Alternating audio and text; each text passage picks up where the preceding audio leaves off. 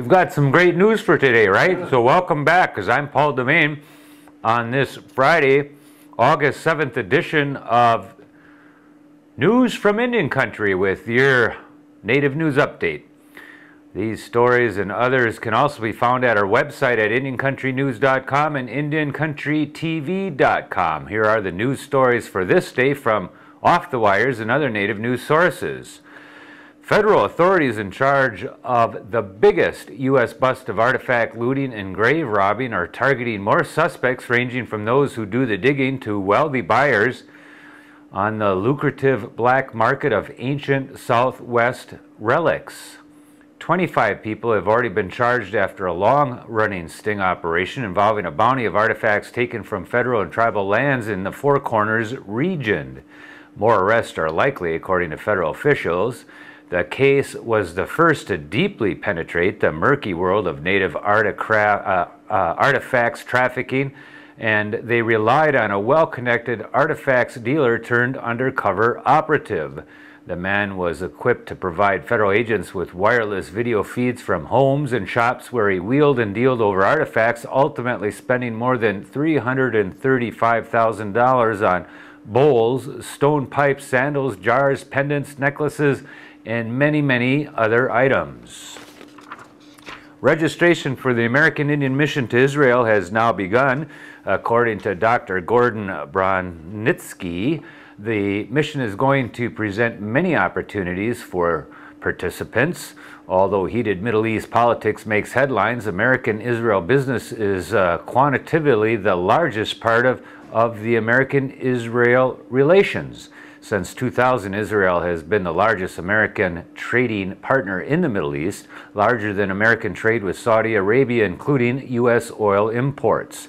Participants will also meet with Beta Choko, who heads up an urban farm project that utilizes traditional agricultural techniques to grow native Ethiopian crops in Israel.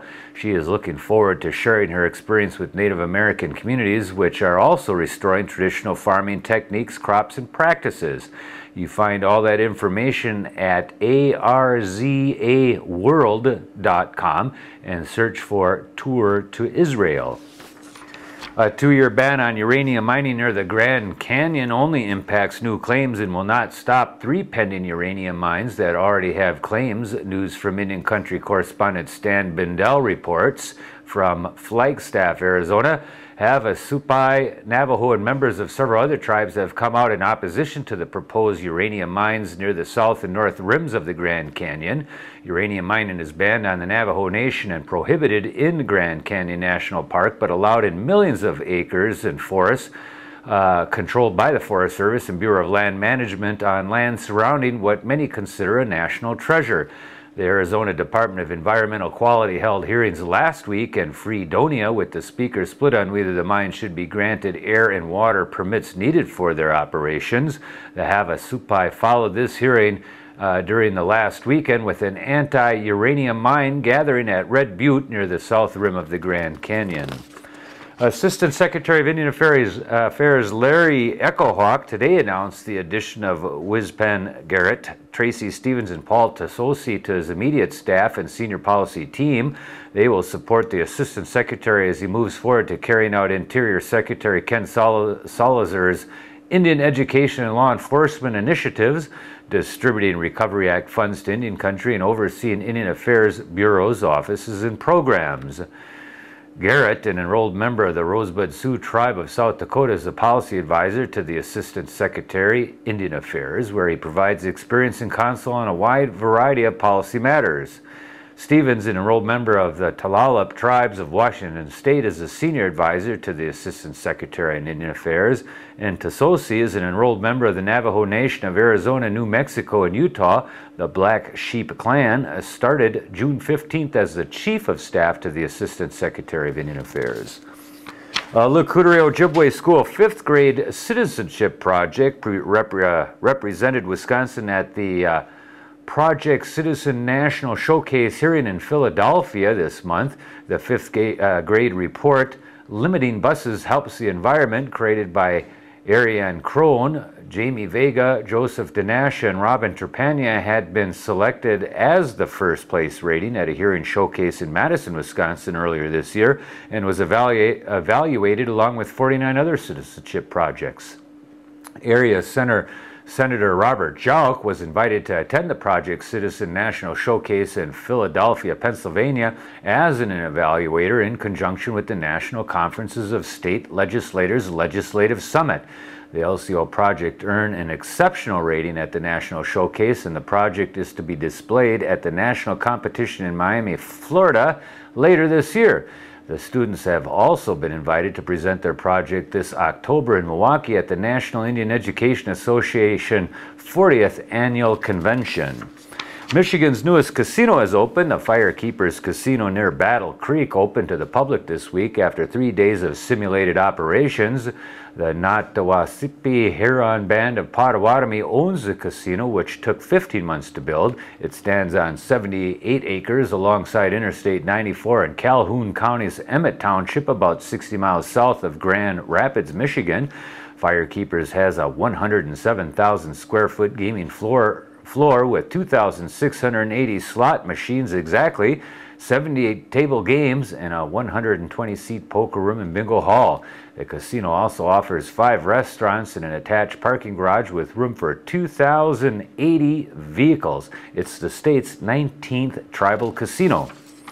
An ailing 82-year-old retired farmer and his wife have become the unlikely public face of a nasty battle over a garbage dump that is pitting a ragtag bunch of rural protesters against Simcoe County, Ontario, Canada, the OPP, and the courts. 2 weeks ago, a Barrie judge granted Simcoe County an injunction ordering dozens of protesters blocking the gates of Site 41 to disband to allow workers to prepare the site for its scheduled opening this fall. But the protesters stayed put, and this week a local Ontario provincial police officer ordered 2 of them, Keith and Ina Wood, to turn themselves into the police on charges of mischief. I was at home baking butter tarts for the church when the police called and told us to come to the station, Ina Wood, 76, said as she sat on the porch of the couple's rural home this week. Her husband says he has been at the site most days, sitting in a lawn chair, soaking up the sun with his retired buddies. Ina at his side, knitting tiny caps for newborns at the local hospital. I'm not a rebellious fellow. I try to do things right, said Keith, whose family has farmed the area for 6 generations. He said protesting is a simple matter of doing the right thing. The arrests have sparked outrage in this tight-knit rural community. Most of the protesters in the tiny township north of Barrie have never had so much as a parking ticket, let alone engaged in civil disobedience. The protesters want Simcoe County Council to either place a 1-year moratorium on developing the site while it reconsiders a narrowly decided plan to ship garbage there, or scrap it outright. Critics say the waste facility, which sits on 20 hectares of farmland, hovers over a vast aquifer of pure water connecting a web of underground streams to the Oak Ridges moraine, providing drinking water for farms and hundreds of thousands of people in the area from Georgian Bay almost to Lake Ontario. And if you Google that, Site 41, you'll find all kinds of things at Facebook and many, many other stories since those protesters started blockading that site.